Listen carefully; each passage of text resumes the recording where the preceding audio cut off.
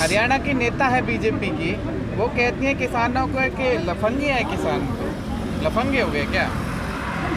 देखिए, अगर हम लफंगे हैं तो लफंगों से बात करने वाले कौन हैं? 11-12 दौर की बात हुई, क्या लफंगों से बात हुई? महिला है, महिला के बारे में और क्या कहें? उनको फेमस होना है, होने दो, अच्छी बात है, उसे कहने दो। क्योंकि जितने एलिगेशन ये लोग हम पे लगाते हैं वो सारे उल्टे इनकी तरफ ही पहुंच जाते हैं। लेकिन आप अपनी संपत्ति जब्त कराने के लिए तैयार हैं? क्योंकि अगर आपका आंदोलन चलेगा लखनऊ के अंदर, लखनऊ को घेरा जाएगा, सील किया जाएगा, तो योगी सरकार का आदेश है आने वाले समय में और भी सख्त हो जाएंगे कि जो भी आंदोलन करेगा उसकी संपत्ति सील कर दी जाएगी। भारत के संविधान से ऊपर हैं ये लोग। भारत के संविधान में कहाँ लिखा है कि शांतिपूर्वक आंदोलन करने पे उसकी संपत्ति सील होगी? और संपत्ति बची कहाँ? ये सील कर लो, आंदोलन ना करें तो भारत सरकार छीन लेगी। तो संपत्ति तो जानी है। और पोस्टर भी लग जाएंगे, जो आप लोग गलत कुछ करोगे वहाँ से पोस्टर भी लगेंगे, तो संपत्ति भी सील होगी। लगवा दो यार, जितने लगने लगवा दो, हम ना डरते इन चीज़ों से, ना हम डरे ना हम डरे। मनमानी करोगे? है मनमानी करोगे? क्यों? शांतिपूर्वक आंदोलन करना अगर गुनाह है तो फिर हमें आंदोलन करने क्यों दिया जा रहा? जेल भेज दो। जेल भी भेजे जाते हैं तो आप हंगामा खड़ा कर देते हो। हरियाणा के अंदर भी किसान जेल भेजे गए थे, हंगामा कर दिया, धरना प्रदर्शन दे दिया, अन्न त्याग दिया, क्या क्या कर तो बैठते हो? हमारे पास शांतिपूर्वक धरना प्रदर्शन करने का ही तो अधिकार है जो हमें संविधान ने दिया है, उसको कौन छीन सकता है? शांतिपूर्ण करो, लेकिन सरकार हंगामे की मना करती है ना। सरकार हिंसा से खिलाफ है, हिंसा के। 8 महीने से तुम भी यहाँ हो, कौन सी हिंसा हुई है? हुई है? हाँ, कहाँ हुई है बता? लेकिन हिंसा नहीं हुई तो जंतर मंतर पे एनएसए क्यों लगाई गई है? एनएसए क्यों लगाई गई? वो तो, अरे मैं यही तो कह रहा हूँ कि हम पहले, हमारे पुरखे गोरे अंग्रेजों से लड़े थे, और गोरे अंग्रेज जब हमारे पुरखे लड़ते थे उन पर देशद्रोह के मुकदमे लगते थे। और वो आज ये सरकार, हमारे काले अंग्रेजों की सरकार, आज हम पर आंदोलन करने पर देशद्रोह के मुकदमे लगा रही है। तो हम में, इस सरकार में और अंग्रेजों में अंतर क्या है? तो आप आज़ादी की बात करते हैं, आज़ाद होना है, किससे आज़ाद होंगे आप? पहले तो ये बताइए। हम आज़ाद होना चाहते हैं पूंजीपति सरकारों से, राजतंत्र से, क्योंकि देश में राजतंत्र है और राजा ही दमन कराता है। जब भी राजा के खिलाफ आप बोलोगे, अपनी आवाज़ उठाओगे, तो राजा दमन चक्र चलाता है, और वो दमन चक्र ये चला रहे हैं। तो इसके खिलाफ आवाज़ उठा रहे हैं हम लोग। तो आप अपनी मनमानी नहीं करते? 8 महीने से लगातार बैठे हुए हैं, सरकार कह रही है चले जाओ, फिर भी आप बैठे हैं अपने आप। जाके करें क्या? अपनी ज़मीन इन्हें दे दें? जमीन मांग खा रही है। और क्या कर रहे हैं? क्या कर रहे हैं? अभी मांगी कहाँ है जमीन? क्यों? कानून पास कर दिया, और इससे ज़्यादा क्या रखेंगे बताइए? अभी तो रोक लगी है ना। अभी तो रोक लगी है, रोक सुप्रीम कोर्ट ने लगा रखी है। सरकार ने भी लगाई है। सुप्रीम कोर्ट कब स्टे तोड़ दे इनका? क्योंकि आजकल तो एक वो आ रहा ना, जासूसी, तो पता ना किस किस की जासूसी हो रही होगी। क्योंकि एक की जासूसी कराई, अपने फेवर में फैसले कराए और राज्यसभा भेज दिया। तो जासूसी कांड का अगले हफ्ते सुनवाई होगी, सुप्रीम कोर्ट ने ले लिया संज्ञान। क्या? जासूसी कांड अगले हफ्ते सुनवाई होगी। अच्छा, क्या भारत सरकार बता सकती है उसने पेगासस खरीदा या नहीं खरीदा? जवाब देंगे। क्यों? भारत सरकार को बताने में क्या? तो तभी तो कह रहा हूँ राजतंत्र है। अब कोर्ट जब तो संज्ञान ले लिया है, यही तो राजतंत्र है, इसे ही राजतंत्र कहते हैं। इसी सरकार में राजतंत्र दिख रहा है। पिछली सरकार आई तो उनमें नहीं दिखा था। कि पिछली सरकारों से हम लड़े नहीं हैं, लड़े नहीं हैं। पिछली सरकारों से लड़े, लेकिन इस सरकार से तो आपने हद ही कर फेंकी। तो इस सरकार ने भी तो हद ही कर दी। 3 काले कानून हमारे सिर पे थोप दिए, इनसे कौन लड़ेगा? आज सरकार किसकी है? उससे लड़ रहे हैं। देखिए, एक कानून बनता है, जनता के लिए कानून बना, तो कम से कम जनता से पूछोगे,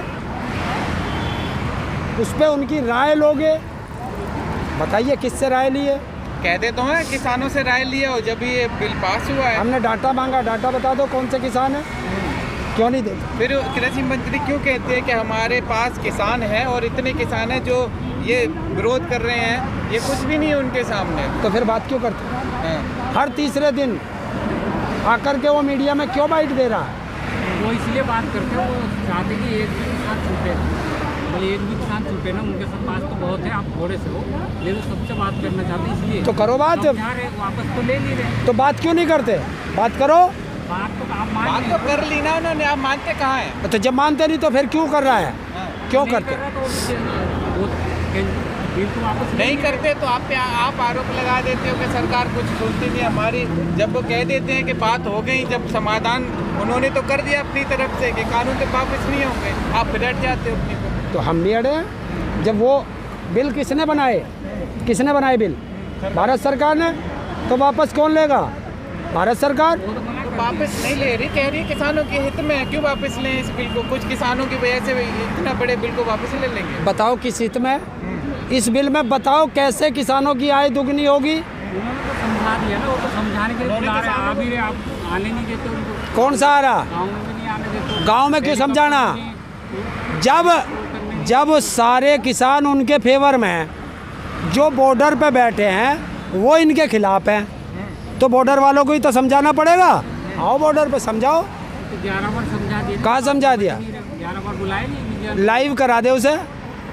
जो विज्ञान भवन में किसानों की और कृषि मंत्री की और अन्य मंत्रियों की वार्ता हुई है, वो वीडियो जरा जारी करा दो, पता चल जाएगा कि सरकार झूठ बोल रही है या किसान नेता झूठ बोल रहे हैं। जिस तरह संसद की कार्रवाई लाइव चलती है, लाइव चला दो, पूरा देश देख लेगा कि देश में कौन झूठा है।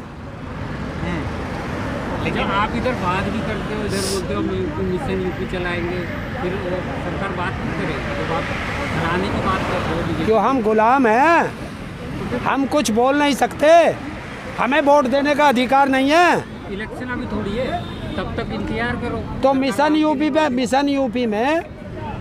यूपी में कौन सा उन्होंने वोट देने की बात करी है?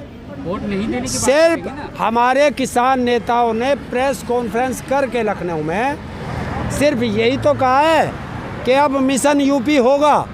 यही तो होगा ना, बीजेपी को वोट नहीं देगी। क्यों? मिशन यूपी में ये नहीं हो सकता कि हमारे 12,000 करोड़ गन्ने का पेमेंट पड़ा है, वो कौन देगा? देश का प्रधानमंत्री खड़ा होकर कहता है 14 दिन में पेमेंट होगा। वाह, हमारी एमएसपी मिली,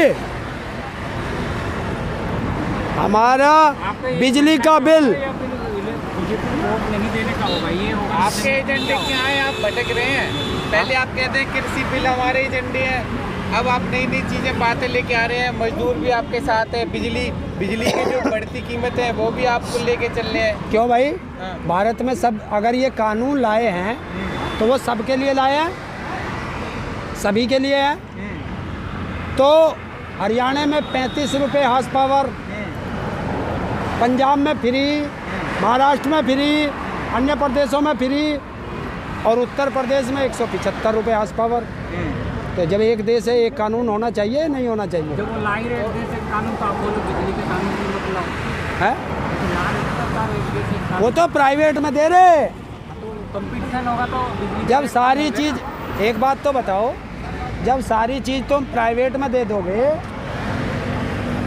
तो संसद प्राइवेट में क्यों नहीं दे पा रहे? वो तो बिजली सरकार भी प्राइवेट में दे चुके तुम तो। अलग चीज़ है। तुम्हारे पास क्या अलग चीज़ है? मतलब प्राइवेट में देंगे तो 10 कंपनी आएंगी, कंपटीशन होगा तो सस्ते मिलेंगे बिजली। कौन कह रहा?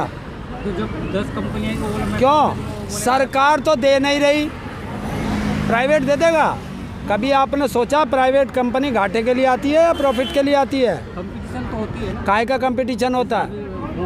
मोबाइल का है। हाँ, मोबाइल में क्या है? रिचार्ज सबका 600 रुपये 3 महीने का, बता। और मोबाइल में पता कितना कर दिया? जब से मोदी आया 12 महीने के 13 महीने कर दिए। 12 महीने के 13 महीने हुए नहीं हुए?